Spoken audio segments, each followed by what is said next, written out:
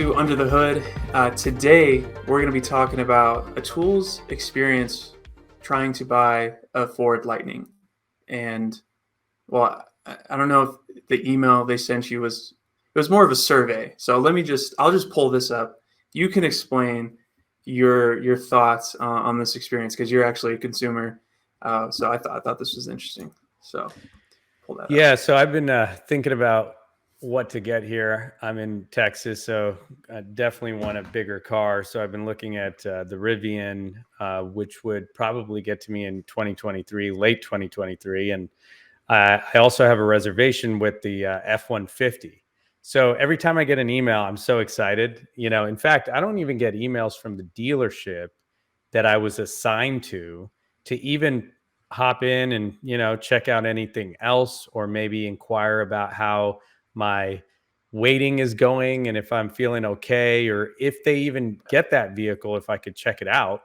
I wonder if they even know if it was assigned to them. Well, actually, I got an email from the assigned dealership saying, Okay. "Hey, Tomball of Honda," or no, not Tomball of Honda. Sorry, Tomball Ford, I think it was. Got my reservation. Yep, it says congratulations on your reservation, and it said, "Here's your dealership."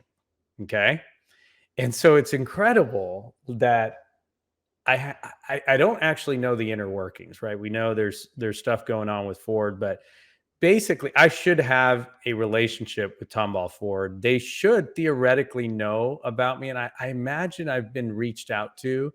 Yeah, thanks for taking the time today. From your manager, my name is Carlos. I wanted to say thank you for allowing our team opportunity to help you with your vehicle request. So I believe this is a ADF lead autoresponder. I mean, there's no other way. Otherwise, Carlos here would have said potentially, "Hey, we're going to get them in stock hopefully soon. I'll keep you posted. You want to swing by? If we get one of them in the showroom, I'd love for you to swing by." I mean, just imagine that relationship I could end up having if it's their store that I end up having to press the start button, see the LED lights, check out the frunk, but none of that stuff is happening here. And moreover, Ford sends this sort of email that I described in LinkedIn, and this is kind of how it goes. I get this email. Let me just press email. And this is an email survey, so you click into it, and this is what you saw. Yeah, so it started actually off in this process. So the funniest part, first of all, what's important for us at Orbee, right, is every outbound email should actually feed the journey, the unified journey. And I mean from every touch point that the dealer or the OEM has, it should be collecting. And, of course, as you know, Chris, I look at what's being called underneath, right? So I see Qualtrics, which is owned by I believe SAP. Now you have some analytics here. You got some fonts, but you don't really have much, even Google Analytics. So I can tell you from this experience that not a lot is being collected. Now let me see here. I was watching some news earlier, but let me see if I could make sure I'm not blocking any ads, and then turn on the tracker and refresh.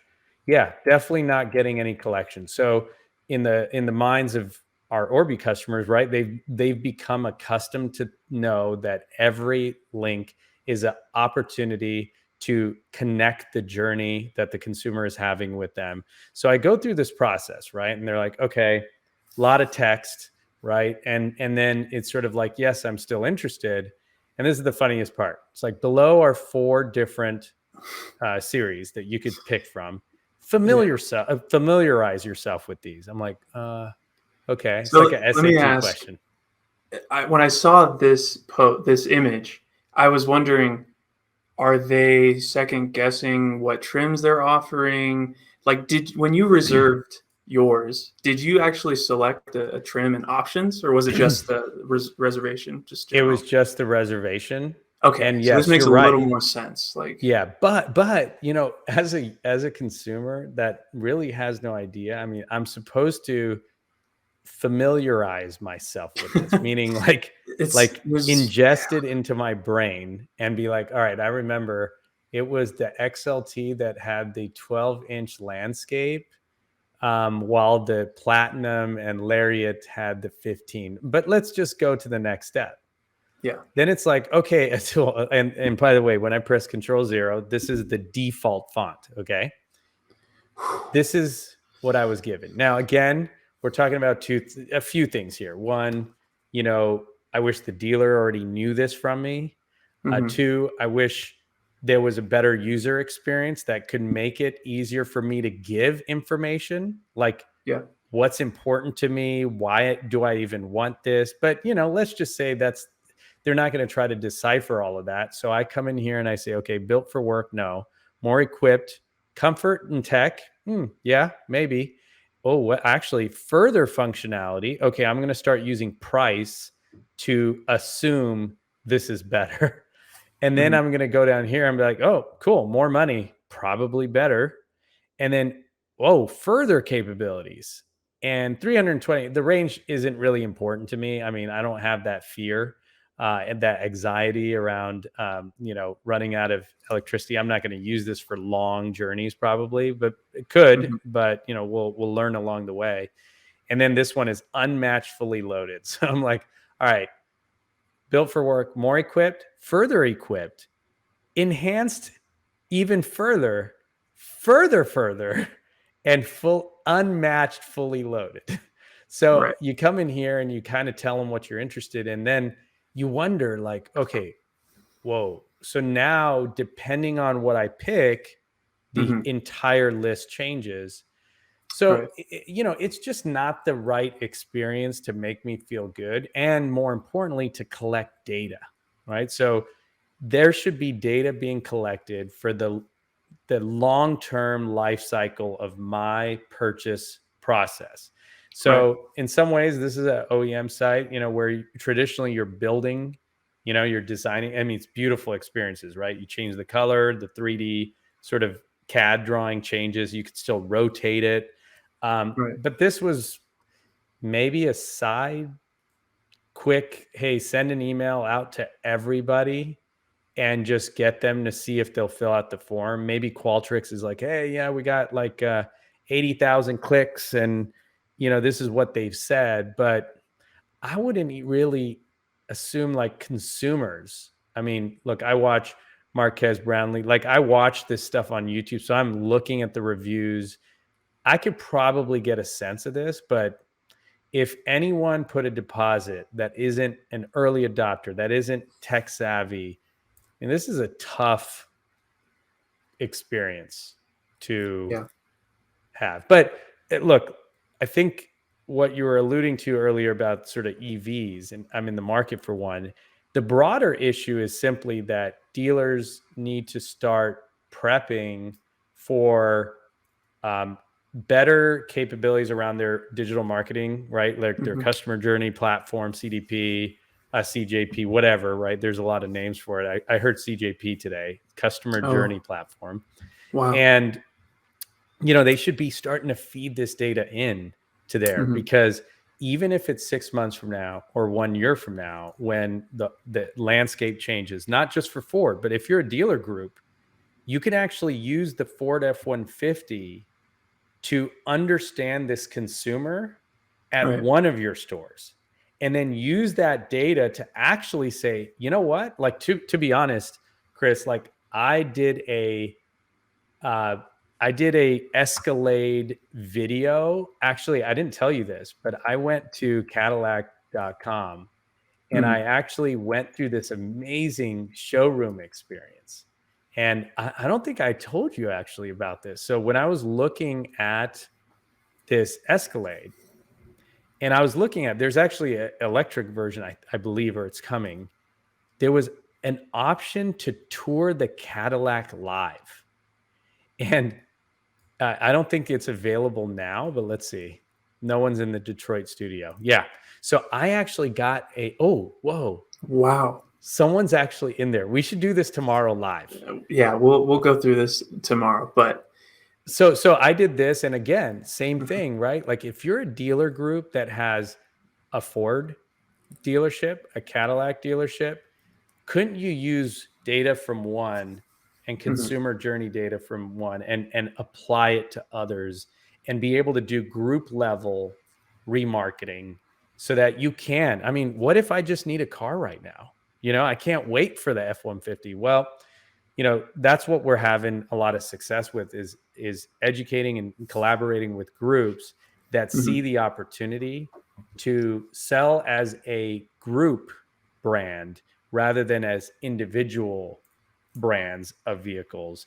And that's actually working a lot. And I think the EV experience, the EV shopping that consumers are going to do is yeah, really going to keep coming back to the dealership. There's no way I'm going to sort of click through something like I just showed you and pick my vehicle and order it to be shipped or picked up without ever touching and feeling it and seeing it. I mean, YouTube videos right, are cool, but you got to yeah. be able to experience it.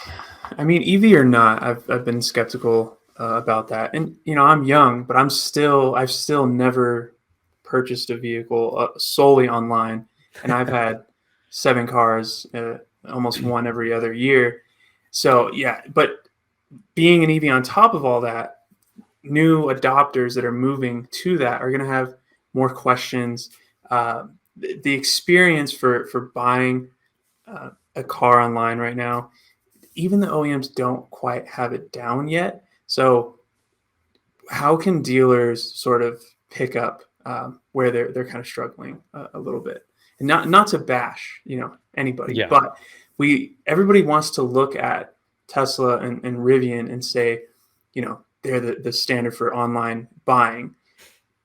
But I think it's because they have 2 models, or they started with 2 models. Yeah. So what's the similarities between those companies and like what dealers can do to step up where the OEMs might be behind a little bit compared to those guys?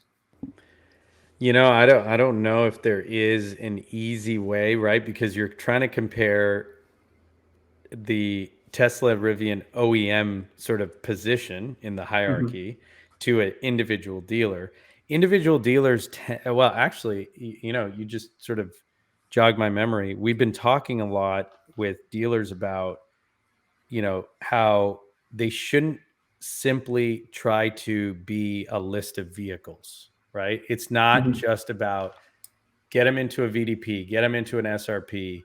You may actually end up being, if you're buying media and you're the top spot in a Google search and you're spending like $7, anywhere from like 60 cents all the way up to $11 a click for that one user, depending on the precision of the keywords and stuff. Once you have that user, you don't want them to press the back button. So Hmm. so having content is critical. And I don't know why we all have to go to YouTube to watch stuff, right? You can't Yeah. see a beautiful video to experience what it's going to be like owning this car. All you get is inventory feed Right. images, maybe some 360 rotatable stuff, but yeah, what you're alluding to is what dealers can do in the EV realm. And we don't really have a solution for this, but I think a dealer should start thinking about is how could Hmm. they create like an EV resource center or something Right. like that, right? So in Man. the menu, go EV resource center, have some questions. Is EV right for you? What's your timeline? What's a Right. realistic chance for you to get an EV in that timeline? Hey, you know what? Let's get you into a car. And how Yeah. about this? We buy back cars. So in 12 months to 18 months to 24, oh man, such a no-brainer. The dealer Yeah. that has me assigned for the F-150 should just get me into a ICE F-150 Right. And and then then say, down we'll the buy it road, back from you. yeah. There's I'm some sure there's easy ways. SEO agencies screaming like, we've been saying that, like, you need to get the EV content on there. And maybe, Yeah. we don't do SEO, but if you have the content on your site, what Orbee does and step in is when people engage with that content, we're there to understand exactly how they're engaging it, where they're clicking to, how long do they watch a video, if there's some interactivity on the page, like expanding different features, like those are things that we can track. but we're not going to Absolutely. make the content for you. Yeah. That's the only thing. Not, maybe there's a company we could do syndication. In one of my last startups was all around content syndication and rights management around who owns that content. And I don't think, people get caught up in SEO because that is that's not customer experience optimization. Ooh, Hmm. we need it. We call that customer experience. Wait, that's C CEO. That's CEO. not going to work. Yeah, no, that's mine. No, but customer CXEO. Just throwing So these what's X's and interesting is, acronyms and yeah, we think about search engine optimization to use search to get people there. That's Mhm. one part of the puzzle. But the Right, second part is once they are there, why aren't we giving them content that will improve their awareness, education, experience? So screw if they came to your site through this article. right, That's not what it's all about. It's all about the fact that when I arrive, I'm actually experiencing, and you can't complain if the user presses the back button, goes to the OEM site, clicks around there, and you don't have visibility into that data, which, right, there's some interesting projects we're starting to work on around that. um, it's partially your fault that you didn't have readily available information for them to feel like on your one site they could fulfill their curiosity without needing mhm, to press back and go somewhere else, right? Because the back button gets them back to the OEM site, maybe to an aggregator, like mhm, one of the large aggregators, and all of this ends up costing you more money, diminishes your returns on your current investment in ads. So the click that you did get, you lost to the back button. All of mhm, this stuff is important for content, and EV especially. There's just too much information. Heck, I saw that Porsche has this amazing new EV, and like there's just so much education is still necessary for users. And like you're pointing out, give education because we all need to buy time anyway. We're not ready, right? Like I right, spoke to a gentleman at what's the organization? It's called Anderson Economic Group, and we were talking about how there was an article in Forbes about the penetration of EV is 5%. So it's mhm, like totally early adopters. And right, so again, if we're going to reach any higher, it's going to take time. Consumers have to get educated. You have to start clicking on things, reading things, and you want to be, as a dealer, you should be in that journey with that consumer. So any of the information they're curious about, or basically signaling that they're caring about, right. um, all goes into the system and then is usable even temporarily. So yeah, Mm, it's an exciting time actually for dealers to use data and use anything that's futuristic. Like if EVs yeah, are way out there, it still is actionable today yeah. And to I would build those argue journeys. if you don't start now, when EVs interest really starts to ramp up and you have inventory, if you ever get inventory on the lot, that's a besides the point. But you won't know exactly who's interested. So who in You'll have to your start from CRM, scratch. you'll have to Yeah. start from scratch. You'll be spending more blasting everybody Yeah. rather than taking a conservative, the long approach where you're feeling out like, okay, in my database right now, who's interested in EVs? Who's giving me those little signals where maybe they clicked on an EV link in an email or they read some blog that we wrote, because then you know exactly who to target when you're ready to sell. So, got to Absolutely. start now. So, yep. Got to start now. Cool. So yeah, that was an interesting email that you got that kickstarted all this. So Absolutely. hopefully you get one. That's it for today. We'll be back tomorrow. Who knows what we're going to talk about tomorrow? So It's all you about never what know. happens that day, right? That's true. Cool. All right. All Thanks, right. everybody. Thanks.